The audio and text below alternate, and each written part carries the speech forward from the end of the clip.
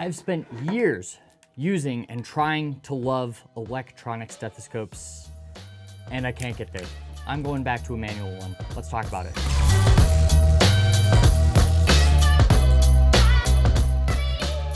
All right, so back when it first came out, my wife bought me the OG Echo Core, and I thought this thing was awesome. I was super stoked to try it out. I gave up my Master Cardiology 5 or whatever this is in favor of this guy. And, you know, over about a year and a half of using it, I decided I really didn't like it that much. It was too bulky. I couldn't get this down and back into my pocket. Now, some of this, actually all of this is opinion, right? I don't think either of these are bad products. I think they are bad products for what I use them for. So this is my opinion. If you like these things, great. You shouldn't change. You should do what works for you. But right here, I was trying to carry it in my pocket. I don't like having things around my neck in EMS. It's a strangulation risk. I just don't like it. It irritates my neck. So I usually wind them up and I put it in my pocket with the ears sticking out facing my leg. That's how I've carried them for years in my flight suit and on my ground 911 uniform. So this one, it was just too big. I couldn't wind it up well without really kinking the tube, which isn't good for it. And this thing right here, it's big and it doesn't really bend. Beyond that, this thing would run out of battery all the time. This thing would just kind of flip over in my pocket. I wouldn't know it.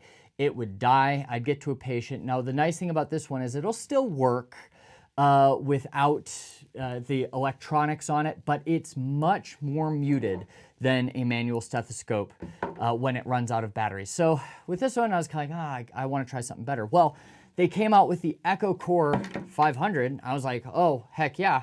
I want that. And once again, I got this for Christmas and I really like the concept of this. I really like that this head right here comes off. It can be a standalone unit. You can put in AirPods, you know, all of those great things. I like that it is smaller than this one and folds up a little bit better in my pocket, although it is still a little bit bulky and we'll talk about it.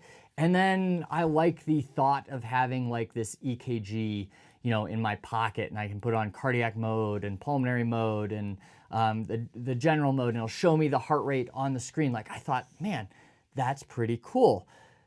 After now, again, a little bit over a year of using this, I don't like it. I continually find I have issues with this product, and those are kind of multiform. Some of it's my fault, some of it's not.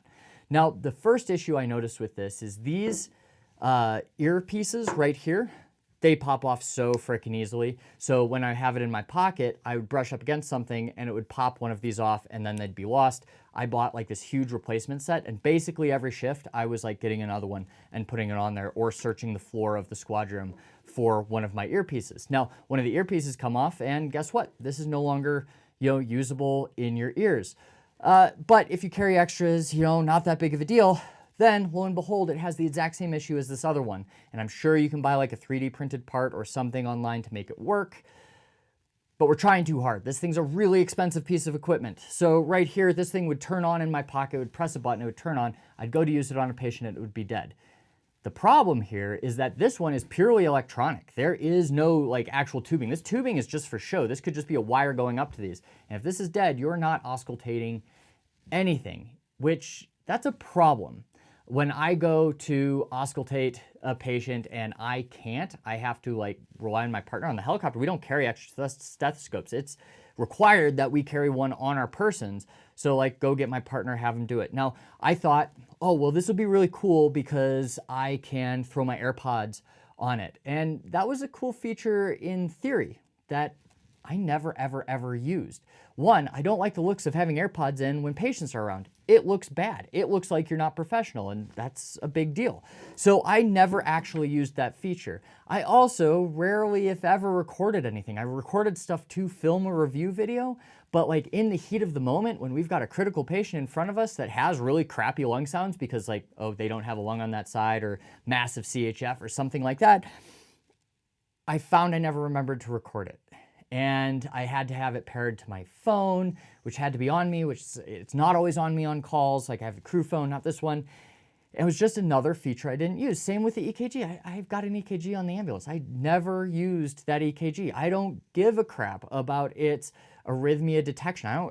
I can see that it's AFib. I can feel that it's AFib. I don't really care much about what that reading says. Now, if you're on a small clinic, if you're hard of hearing, something like that, this might be the perfect option for you. Or if you don't carry it in your pocket like I do, it also might be a decent option for you. For me though, there was just too much going on with it, and I had too many times where I turned it on and could not use it either because ear cups were missing or it was dead on battery. And I was just like finding myself fighting my own equipment, over time. So, I've kind of retired both of these, and I've gone back to the Master Cardiology 5. My med pack got stolen, so I actually had to buy another one because it got stolen out of my car. But, this one, half the price of the Echo Core. Honestly, you can hear things really clearly and very loud. Like the difference between the Core and this, like when you're listening in a quiet studio environment, I'm listening to my wife's lung sounds. Yeah, the Echo Core sounds a lot louder. When you're listening to lung sounds in the real world, honestly, I think this one's better. I can hear things better with this because I'm not fiddling with a bunch of other stuff. The ear cups are a little bit more secure on the stethoscope. Not saying they never go missing. That does happen. But this one just seems to work better. It fits better in my pocket. I don't have to fiddle with anything, and I know it's going to work when I pull it out to use it.